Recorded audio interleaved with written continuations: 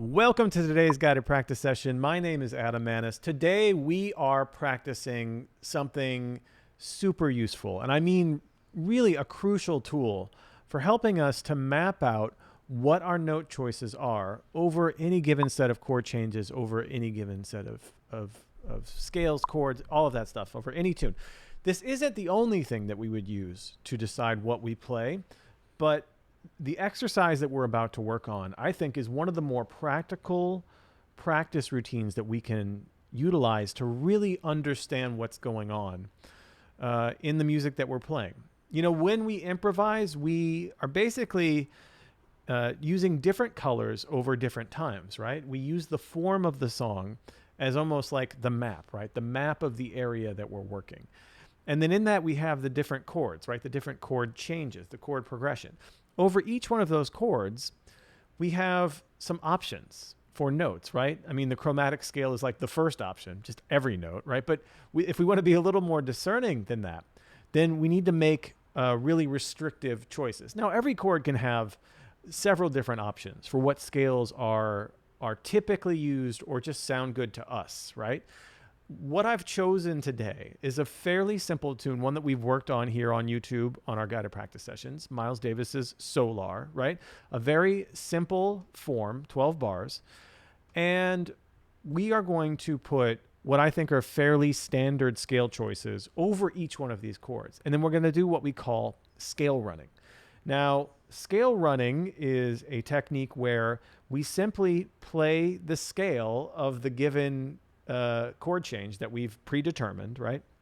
And then when the chord changes, we change the scale to that next scale that goes along with that chord. So there's no break in between, you know, at least at first. There's several ways we can do this in several levels. Eventually you just get to where you're just playing, to where you're just like playing a solo, you're just improvising.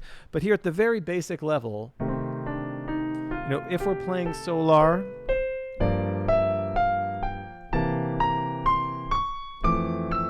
then when the chord changes, I change the scale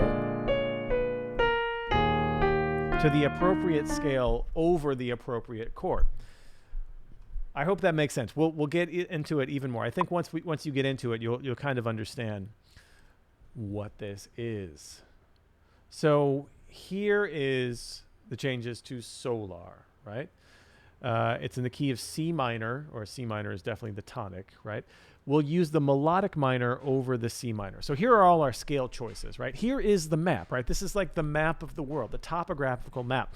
And these scales are like the different elevations per se, or maybe the different borders, right? The different regions of the map. And these are our choices. These are our color choices for the time we spend over these chords. For our C minor, you know, the melody for Solar is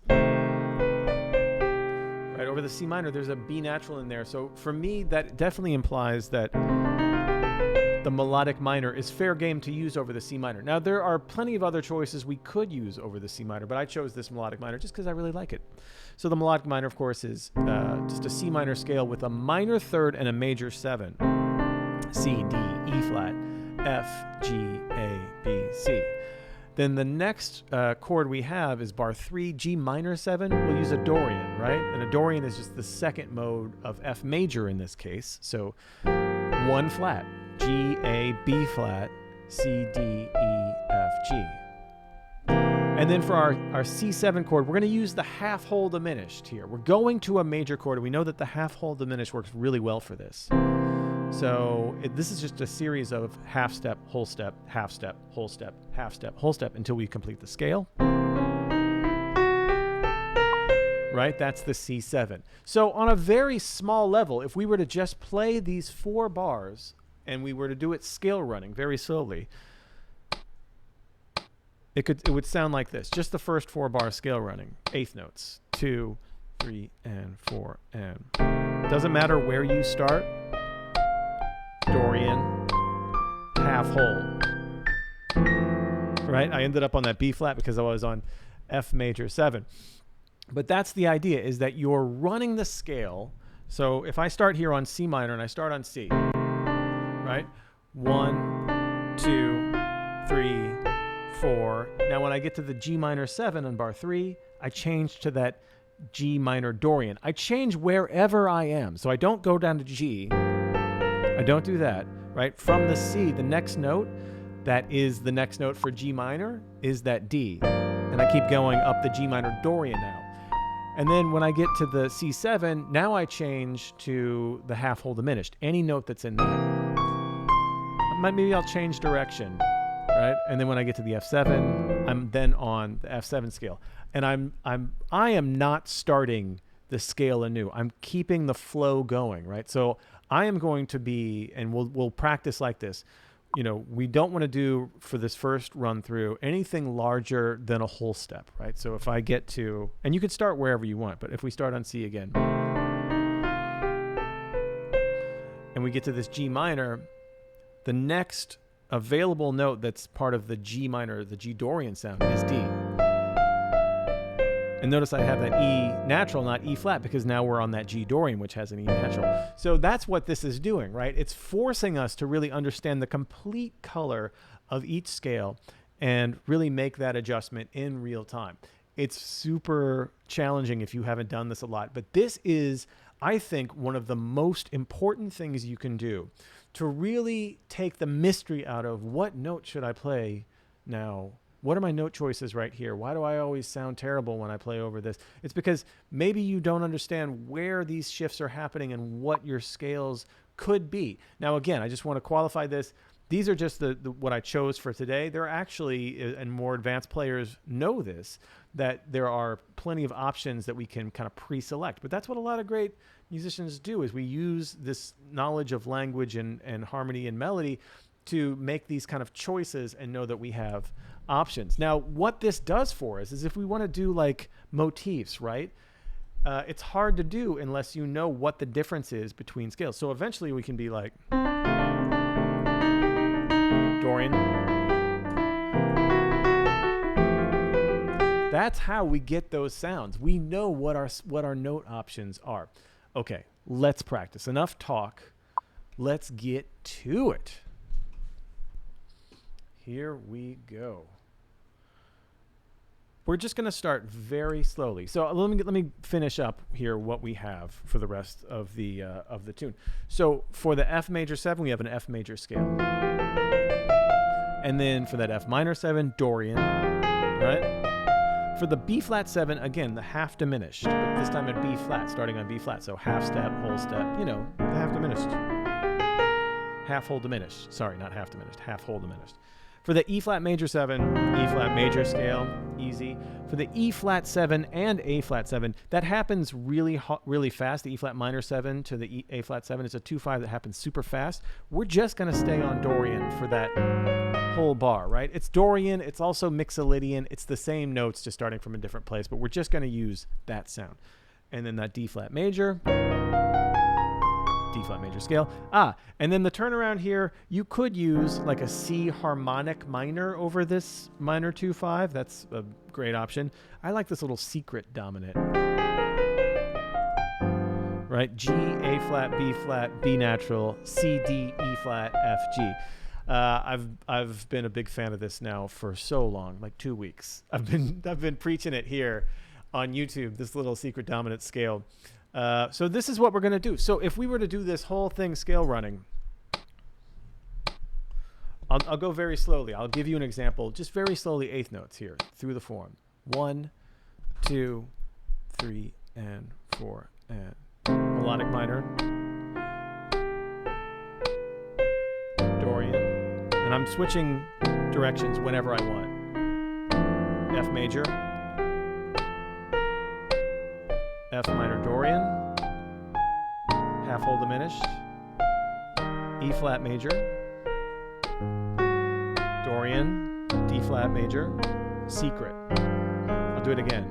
C melodic minor, G Dorian, half whole diminished, F major, F minor, half whole diminished, E flat major, E flat minor, D flat major, secret.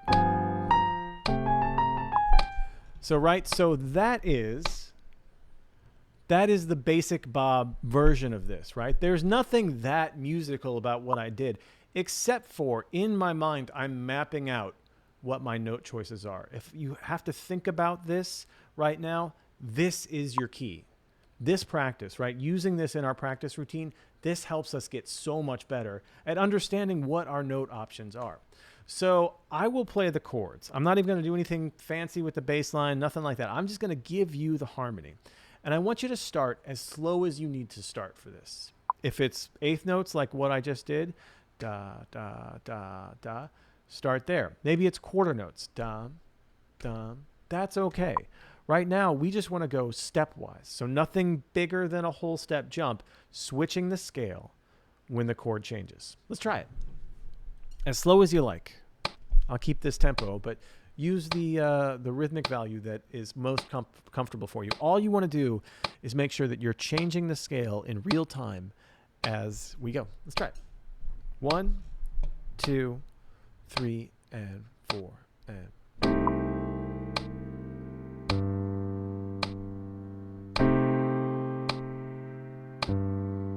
G minor 7,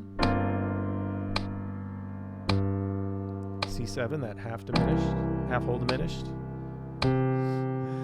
F major 7, F major scale. Again, another bar of that. F minor 7. Again, if you're a more advanced player, you can go as fast as you like on these. B flat half whole diminished, E flat major 7,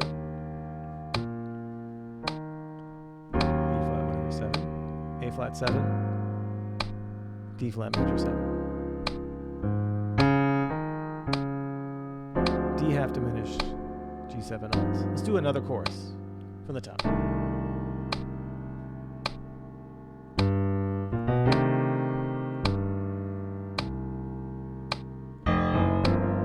G minor 7, that's the Dorian. C7 half whole diminished. F major 7. Another bar of that. All right, switch to F Dorian. B flat half whole diminished. E flat major.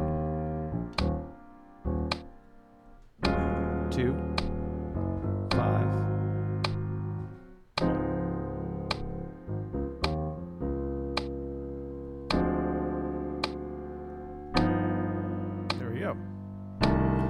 All right, isn't that great? So again, right now, this very basic version is not that musical, but it's super, super handy. I can't tell you, if you haven't spent time doing this, understanding, this is your key to unlocking theory. This is the practice of this is the key to getting better and understanding how the inner workings of the music can actually change what you play and make you sound great over any chord. This is what is going to unlock a lot of things for you if you haven't spent time doing this yet. So we get asked a lot here about, like, how do I get a deeper dive on this? So just real quick, I just want to tell you, we do have a course that deals with what notes to play over what scales very clearly. It's a beginner jazz piano course called Jazz Piano Jumpstart. For our YouTube audience here, just for today, we have a 50% discount on that course, Jazz Piano Jumpstart. That's me and Peter Martin. There's a link here in the comments. There's a link in the description. Go check it out. You won't be sorry. It's really, really popular. People love it. It's great. And it deals with just what we're talking about here. There's lots of guided practice sessions dealing with this. Okay. So let's take it up a little bit. Let's not be content to just go super basic. Let's actually play it like a tune. We won't be fast. So again, the quarter note now, this will be beats 2 and 4. 1, 2, 3, 4, 1, 2, 3, 4. So if you're scale running here on eighth notes, it's going to be a little bit quicker. Sorry, that's quarter notes. 1, 2, 3.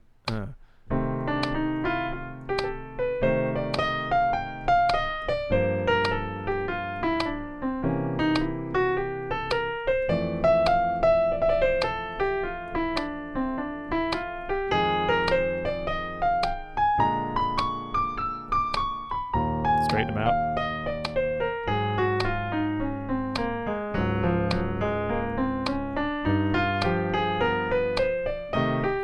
So that is a little bit faster version of this. Now, if you're still in the beginning stages of this and you still haven't done a lot of this and maybe this is a little intimidating for you, take it as slow as you like. Take quarter notes. There's nothing wrong with this. You're still mapping out the same notes, right, as the people who are doing even, you know.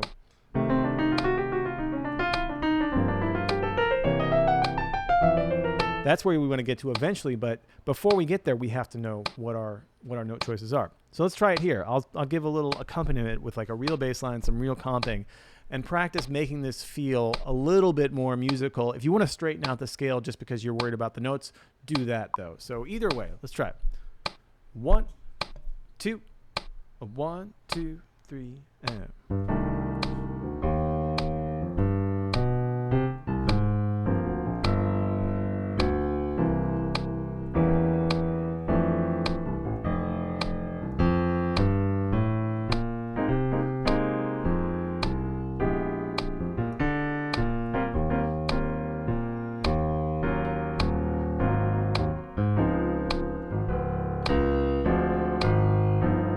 C minor, right? C melodic minor.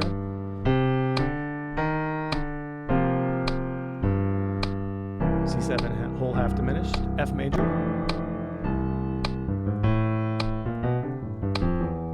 F Dorian.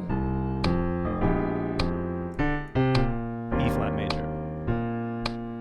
E flat minor 7, A flat 7, D flat major. Right, it's going faster, right? One more chorus. C minor.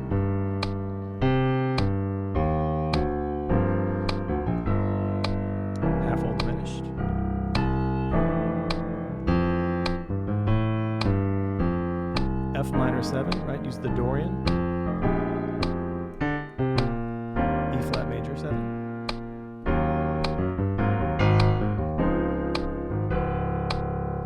Let's do one more. One more.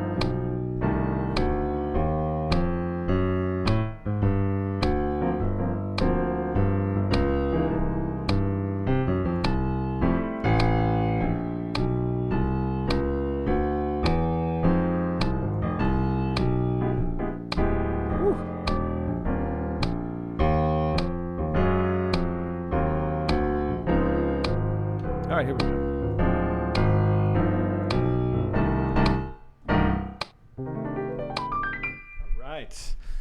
All right, so that's the real meat of what we're doing here, right? When you can run this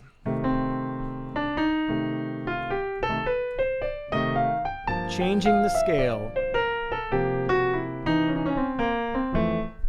scale with each chord so that the scales that we've pre-selected here line up as we're running them. So we don't start over, right? We just change the next note as the chord changes to the appropriate scale. It gets deeper than that. So let's do it again. And I want to do that same feel, that same tempo. And I want to do thirds. So minor thirds or major thirds, right? Just using these scales as our option, right? As our harmonic option. So if I were to do this, let's say I'll do quarter notes, right? We'll start pretty slowly on this. G minor Dorian, C half whole diminished, F major 7. Maybe I go down, going down. Yeah.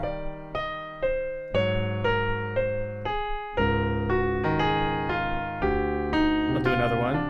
Up, going up with the thirds, right? I'm still on melodic minor, still the same notes.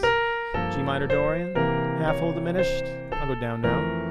I like to go down, going down, up, going down, up, going up. Dorian, maybe up and down.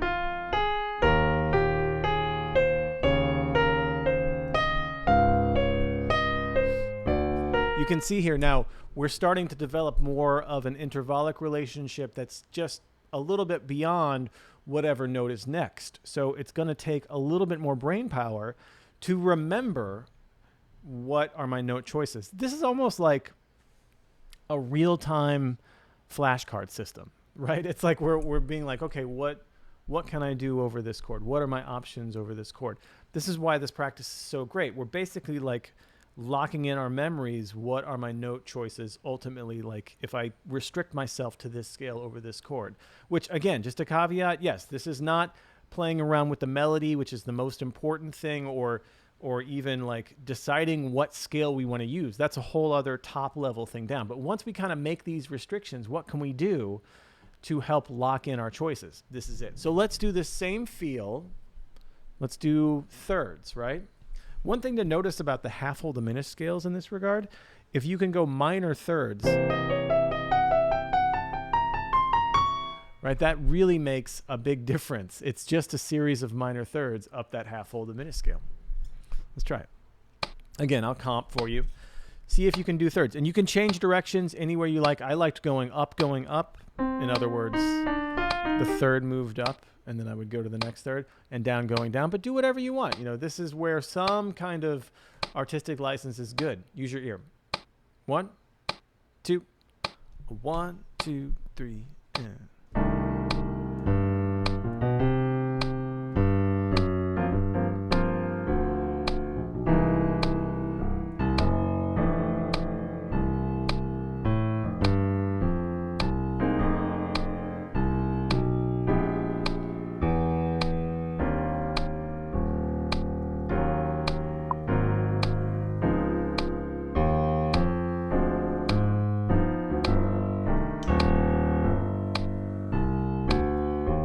G Dorian,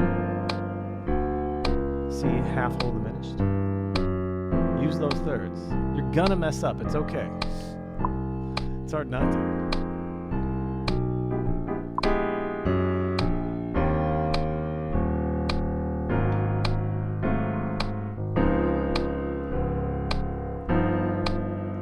All right, here we go. Lost my camera for a second. Okay, so that's a very cool way to do it. Let's do one more level of this kind of practice, right? So we did just thirds. Well, first we did scales. Then we did just thirds. Let's do broken triads, right? So we add another third on top of the third. And you can go Dorian, right? So you'll notice again with the half whole diminished, it's 2 minor thirds. It's a little diminished chord. That pattern is super crucial actually for half whole diminished playing. So again, we'll just kind of go. And again, if you want to bring this back, you can just do quarter notes.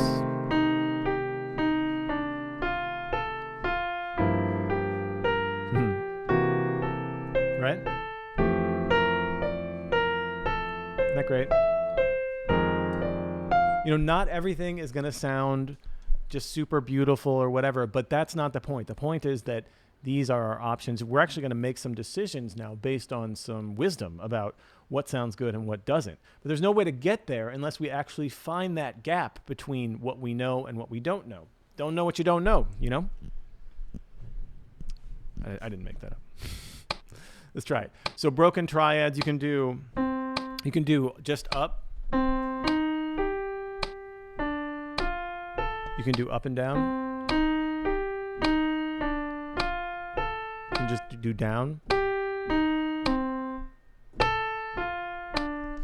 I'll play the bass and the chords. You take care of the scales. Here we go.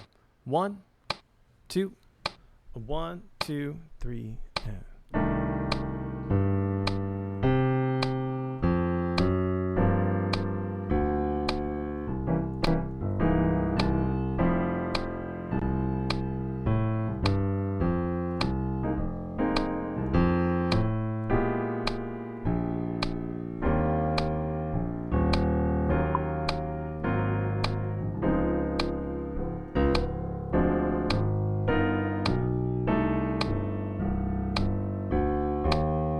Triads here.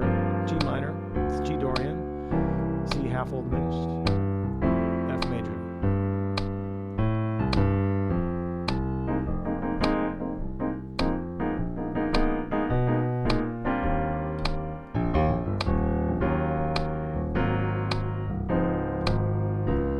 One more chorus.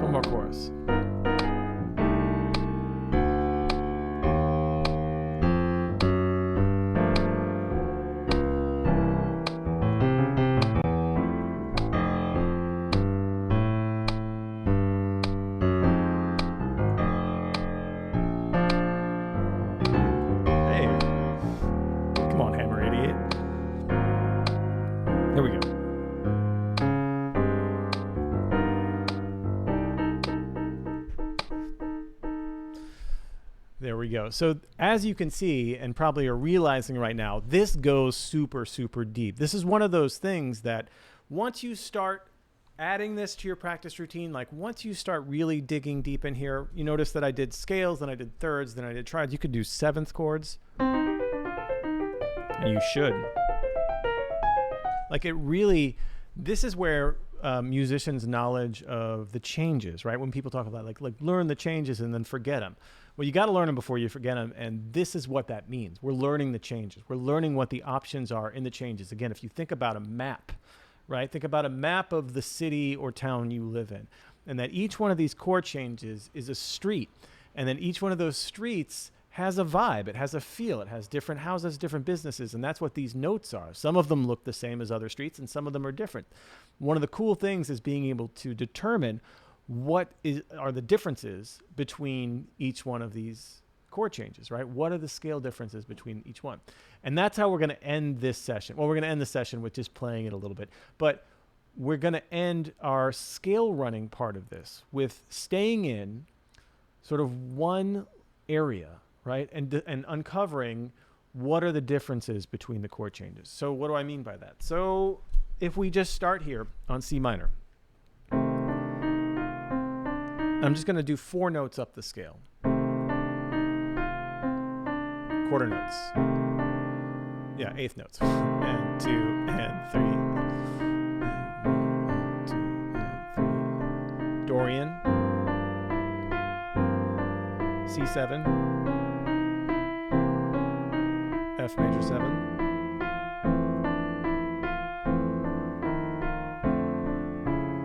Dorian, half full diminished, Dorian, D flat major 7, right? You see what I'm saying? My thumb is always, it's mostly on the C. The only time it wasn't was on the half whole diminished where there is no C natural. And I moved it up to that D flat. But that is the idea. So we pick a spot. You can pick C there, right? And you can do eighth notes or quarter notes. Again, depending on how comfortable you are with this stuff, pick the duration that works for you to be able to map it out. But let's stay in just one place, right? Like one home area. And maybe you do a bit of a spread. Like you can do, like I said before, like a broken 7th chord, right? Here's the C melodic minor, C, E flat, G, B. You could do it here too.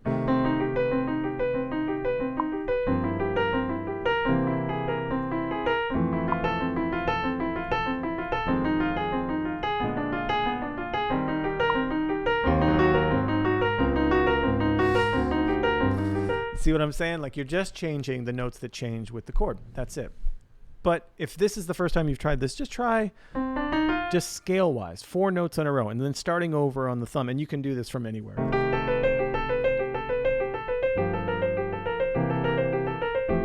Nothing much changes. But that is also something to uncover, that a lot of these, there's so many common points, right? There's so many common regions.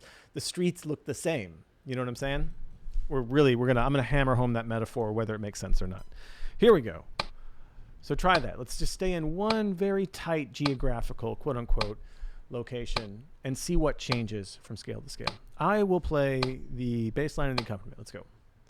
1, 2, 1, 2, 3, and.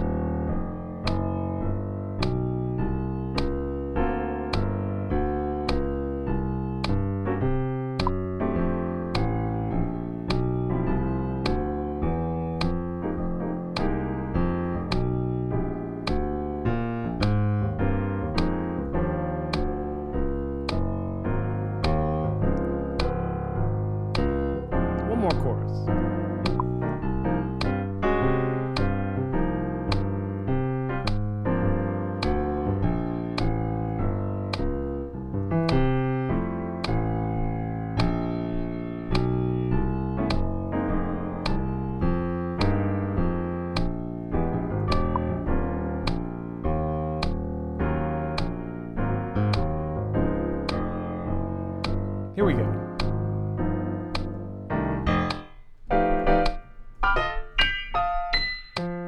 All right. Isn't that great? Isn't that fun? You can see how this gets really, really useful. And this is just the scales that we predetermined here, that I predetermined before I started this session.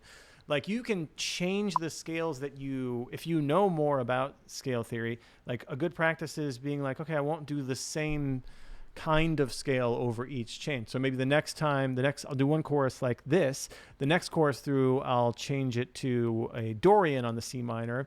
And then maybe I'll change it to like an Aeolian on the G minor, and I'll change it to an altered scale in the C7. I'll change it to a Lydian on the F major 7, that kind of thing. You know what I mean? Where you're like really changing that upper level option before we go to the scale writing. But the point is that, we are kind of saying like, okay, I want blue, right? I want the color blue over the C minor. What are my shade options for blue, right? And then you throw the shade, not in a bad way. Okay. Let's go out with some fun, right? It's Friday. We like to have fun on Friday. Again, if you want to learn more about this, if you want to go deeper, we do have a course that deals a lot with this. It's a beginning jazz piano course called Jazz Piano Jumpstart. For today, only for you, YouTube, you can get 50% off that. Just follow the link here in the description or in the chat. My man Ian is man in the chat, and he's going to put that link right there. Thanks, you all. Let's just go out here with we're gonna run our hearts, if that makes sense. No, I just want you to play. So you're gonna be affected by what we just practiced, right? That's the point of practicing, is we're trying to change our brains. That's what's so cool about practicing. It's like you are changing your brain. Just like if you were to start running, every time you work out, you're changing your body. With this, you are literally changing your brain with every single practice session we do. So we've just changed our brains a little bit by working on this very restrictive practice. Let's see what happens when we let that go. See if you can let it go. I want you to not think about these changes. In fact, you know what? You don't even get to see the changes anymore. We're just going to play on Solar, right? You probably know the changes by now. If you don't, you can kind of hear your way through it. I just want you to play what's in your head and see if it gets out to your hands. Don't worry about scale running. Hopefully, what we've done to our minds on this session has made just a little bit of a change. And also, don't sweat it if you don't have all of it right now. We've spent 30 minutes on it.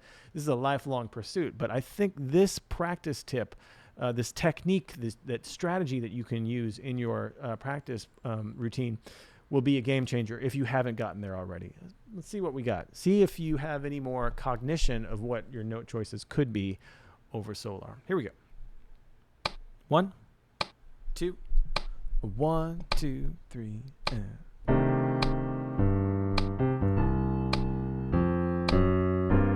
just play.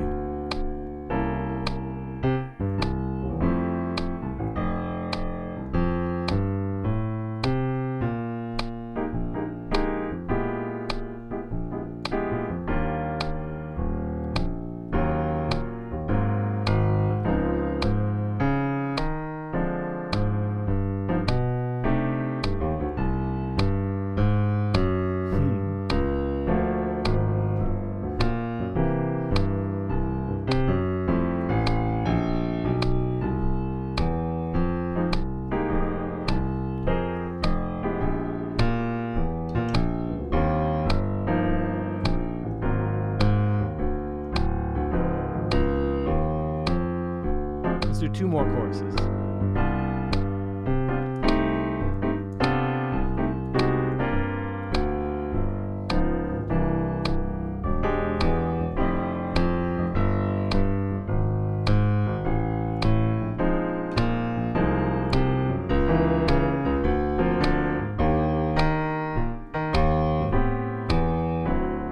Curveball there. Last chorus.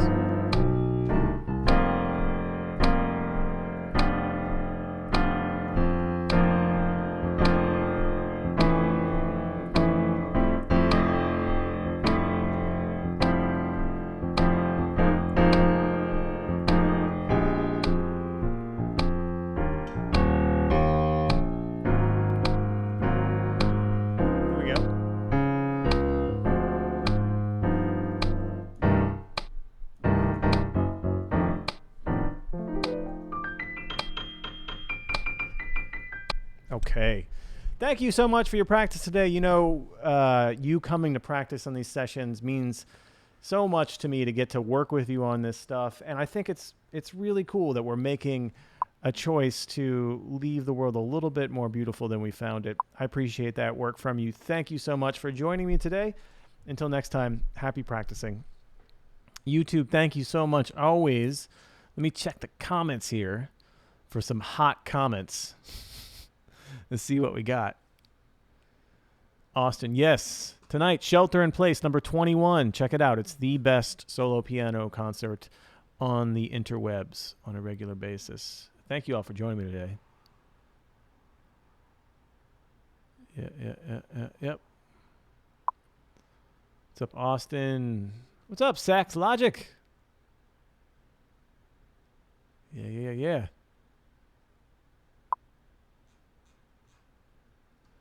Thank you, Lumai. Thank you, Alejandro. Thank you, Yao Ming. Thanks, Alex. Thanks, Gary. Thanks, Mark, bro. Thank you, Tom. Cool. I hope you all enjoyed this. I really love doing this. This is something that I haven't really... We've been doing it over on the Daily Guided Practice session for the last, 5 weeks or so. But this is something that was a regular part of my routine as a beginner and intermediate player, just to understand what the heck was going on in the tunes. You know, like I said, and I saw someone comment on here actually, like, it's not solar till you play the melody. And that's a great, great point. That really melody is the king when it comes to this stuff. And that's really what we want to base our soloing off of. But that's not the only thing. And especially if you want to get into kind of more advanced sounds, right? Some kind of more like deeper understanding of what your options are. Because once you start veering off from the melody, you can certainly use your ears. And there's a lot of great information if you're a good listener of what to do with your ears. But there are some things that we can kind of rehearse here in our practice room as far as what our scale options are. And like, I think that street map is a good analogy. Norika, I see you're approving of it. I think it is a good visual analogy of what I'm talking about here, that, you know, when you're on a street, there are similar things between streets, especially in neighborhoods, but there are, you know, obviously every house is different, or every business is different, every building is different. It's a very similar thing to the chord changes of a tune. You know, every region of the tune is a little bit different than the last, even amongst the same kind of chords. It depends on what's going on in the melody as well. So cool. Thank you, Jackson. Thank you, Susan. Yeah. I think I got it. I think that's everyone. Again, check out the link here for the JPJ, Jazz Piano Jumpstart. One of our most, if not the most popular course, one of the most popular courses we have at Open Studio from our members love it, especially beginners love it, because it does this kind of thing where it like maps out very simple concept about like the basics. What are my note choices? What are my rhythms? That kind of thing in a very easy to understand way. And it's all guided practice session based. So cool. All right, y'all. I'll be back on Tuesday. Thank you so much for this week. What a fun time. Thanks, YouTube. Peace.